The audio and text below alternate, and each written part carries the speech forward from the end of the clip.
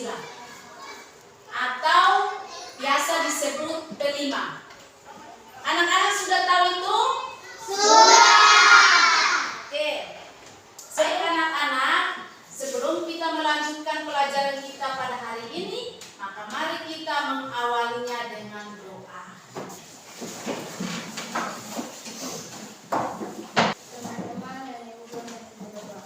Dalam nama Bapa dan Putra dan Roh Kudus. Amin. Tuhan, sekarang kami belajar untuk firman kami supaya kami pintar. Terima kasih Tuhan, haleluya, amin. Dalam nama Bapa dan Putra dan Roh Kudus. Amin. Oke, terima kasih. Silakan dulu. Ya, sekarang Ibu mau mengecek kehadiran dulu. Siapa yang sudah hadir hari ini? Semua hadir. Semua hadir. Sebelum kita masuk pada proses pembelajaran, kita perlu tahu apa itu proyek penguatan pelajar Pancasila. Proyek penguatan profil pelajar Pancasila atau biasa disebut P5. P5 ini sebagai salah satu sarana pencapaian profil pelajar Pancasila. Diharapkan dapat memberikan kesempatan kepada peserta didik atau kepada anak-anak sekalian untuk mengalami pengetahuan sebagai proses penguatan karakter sekaligus kesempatan untuk belajar dari lingkungan sekitarnya. Nah, proyek penguatan profil pelajar Pancasila diharapkan dapat menjadi sarana yang optimal, artinya sarana yang paling penting dalam mendorong peserta didik untuk menjadi pelajar sepanjang hayat yang kompeten, berkarakter, dan berperilaku sesuai dengan nilai-nilai Pancasila. Kita akan belajar tentang gaya hidup berkelanjutan. Dalam semester ganjil ini, kita akan belajar tema tersebut dengan topik Kami Pejuang Iklim. Dari tema ini, gaya hidup berkelanjutan, dan mengacu kepada dimensi profil pelajar Pancasila. Nah, proyek ini dimulai dengan beberapa tahap, Kegiatan gaya hidup berkelanjutan ini ada belasan kegiatan atau pertemuan. Namun pada kesempatan ini kita hanya belajar satu kegiatan atau satu aktivitas saja, yaitu tentang pengenalan perubahan iklim. Proyek ini dimulai dengan tahap pengenalan, Yang hari ini kita akan belajar tentang pengenalan. Aktivitas pertama itu pengenalan perubahan iklim. Nah, anak-anak mengeksplorasi isu perubahan iklim, faktor-faktor yang mempengaruhi kondisi iklim global. Selanjutnya pada tahap kontekstualisasi, tahap yang kedua itu tahap kontekstualisasi. Anak-anak mempelajari bagaimana perubahan iklim mempengaruhi kehidupan manusia, termasuk dirinya sendiri, juga kehidupan makhluk lain. Dalam hal ini tumbuh-tumbuhan dan binatang. Nah, kedua tahap ini bertujuan menumbuhkan kesadaran peserta didik tentang keterhubungan antara berbagai elemen alam, juga empati terhadap makhluk hidup lainnya. Tahap yang berikutnya yaitu aksi. Setelah tahap kontekstualisasi atau tindakan,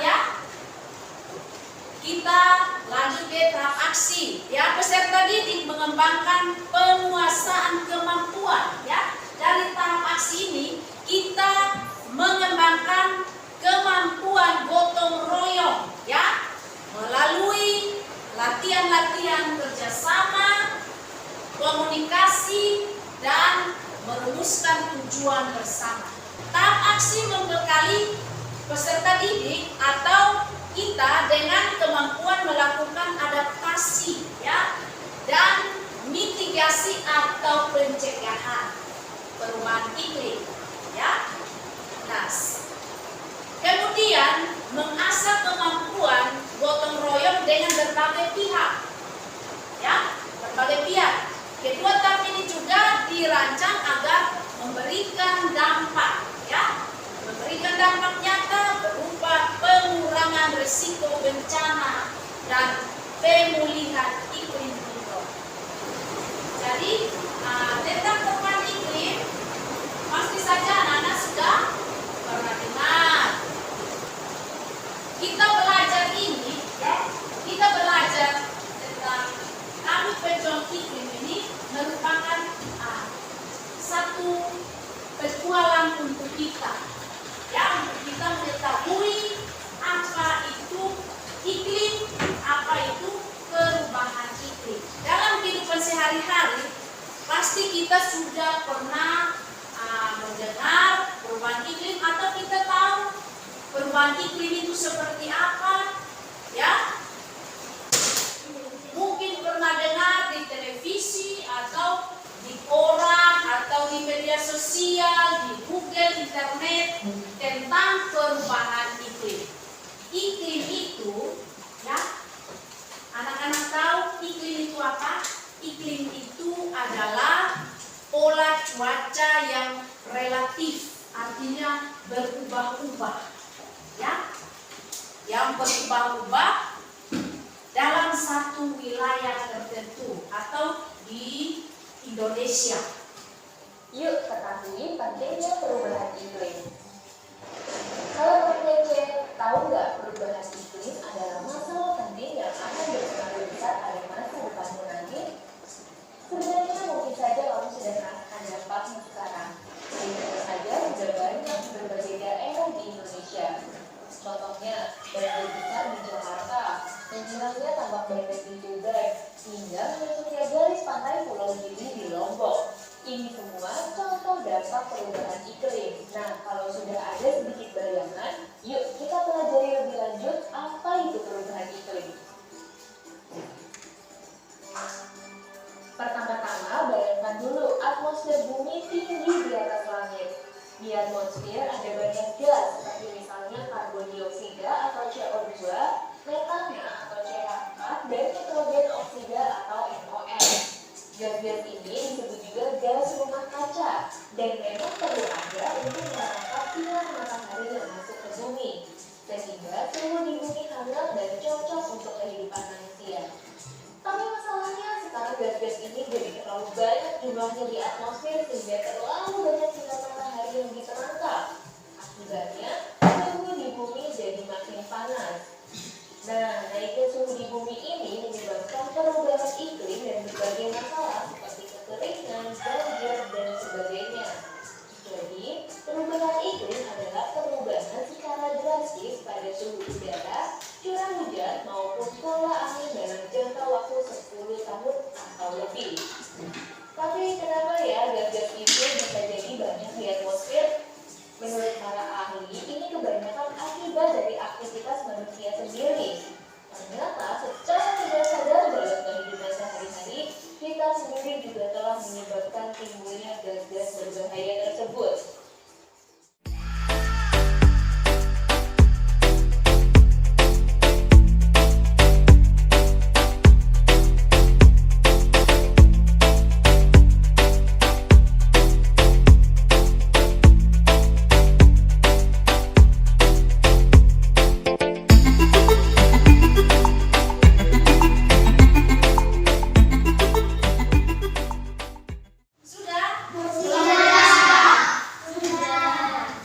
Jadi coba perhatikan sini apa yang anak-anak sudah kerjakan di kelompok masing-masing ya, itu menggambarkan tentang perubahan iklim ya.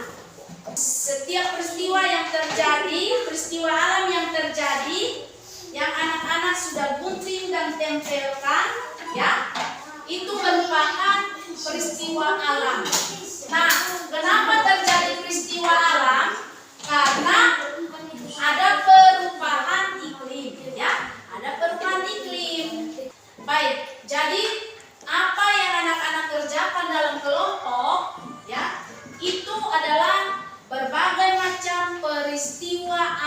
yang terjadi, ya. Nah, kenapa sampai banyak peristiwa alam yang terjadi, ya? Misalkan, ya, di sini Ibu ambil contoh, ya. Di sini ada gempa bumi, ya. Gempa yang mengguncang Pulau Timor, ya. Tepatnya di Kabupaten Kupang dan Kota Kupang kemarin, ya. Ada juga, ya, bencana alam, ya. Banjir, ya, banjir bandang, longsor, ya. Es mencair di kutub sehingga air laut naik. Nah, kalau sudah ada sedikit bayangan, maka kita belajar bersama atau memberikan kesimpulan bersama tentang hasil kerja dalam kelompok anak-anak, ya. Nah, pertama itu sesuai dengan video singkat tadi, ya, tentang perubahan iklim. Nah, kita membayangkan atmosfer tinggi, ya, di atas langit. Atmosfer tinggi di atas langit terdapat apa? Banyak gas. Misalnya karbon dioksida atau biasa disebut CO2. Ini IPA, ya, IPA. Lalu CH4, NOx. Nah, gas-gas ini disebut rumah kaca, ya. Rumah kaca yang dapat memerangkap sinar matahari masuk ke bumi sehingga bumi hangat dan cocok untuk kehidupan manusia. Tapi masalahnya sekarang gas-gas ini banyak sekali di atmosfer, ya, sehingga terlalu banyak sinar matahari yang diperangkap akibat suhu di bumi makin panas. Betul tidak? Anak-anak merasakan suhu di bumi ini semakin panas tidak? Semakin panas, ya. Itu karena ada gas-gas yang sudah terlalu banyak, ya, di atmosfer. Nah, suhu di bumi ini terjadi perubahan iklim, ya, dan berbagai masalah seperti terjadi kekeringan, ya, seperti anak-anak kerjaan sekarang ini, ya. Suhu bumi, ya, suhu di bumi ini akan terjadi, ya, perubahan iklim akibat gas-gas yang tadi sudah terlalu banyak, ya, yang diperangkap oleh matahari atau sinar matahari, ya, dalam rumah kaca. Nah, jadi suhu bumi itu terjadi perubahan iklim. Misalnya ada banjir, ya, curah hujan yang tinggi, ada suhu yang semakin panas, suhu yang semakin dingin, ya. Lalu ada angin puting beliung. Apalagi? Siapa yang tahu? Selain itu apa lagi? Gempa, longsor, es mencair di kutub, maka air laut semakin naik, ya, semakin banyak, banjir. Nah, itu maka sebagai bahan refleksi, ya, untuk kita, kira-kira apa yang saya harus lakukan atau apa yang saya buat untuk menjaga lingkungan di mana saya tinggal. Ya, pertanyaan ini harus kita jawab bersama, ya. Kira-kira apa yang harus saya lakukan untuk menjaga atau melestarikan lingkungan alam yang ada di sekitar saya? Kesia, Tidak boleh membuang sampah. tidak boleh membuang sampah sembarangan, ya. Jadi kita harus buang sampah pada tempatnya. Siapa lagi? Tidak boleh menebang pohon sembarangan. Tidak boleh? Tidak boleh menebang pohon sembarangan, ya. Nah, siapa lagi?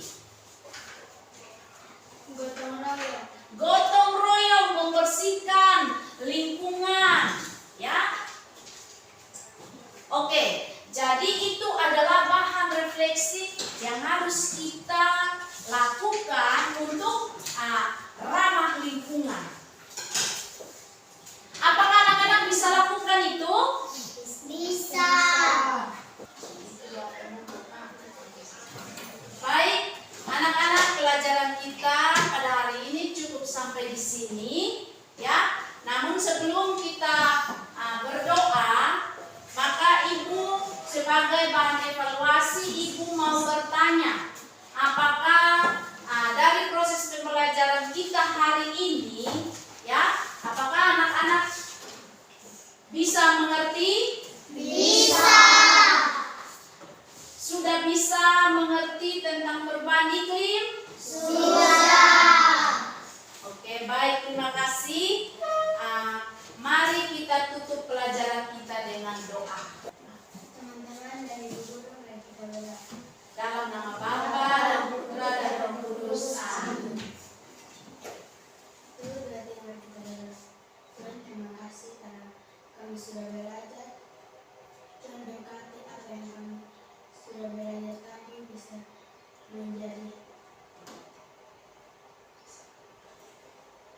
kami mengerti. Tuhan, sekarang sebentar lagi kami mau pulang, berkati kami di jalan, hingga tiba di rumah kami masing-masing. Terima kasih Tuhan, hari amin.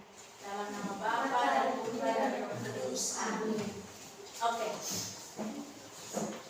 Baik, jadi pelajaran kita sudah selesai, cukup sampai di sini.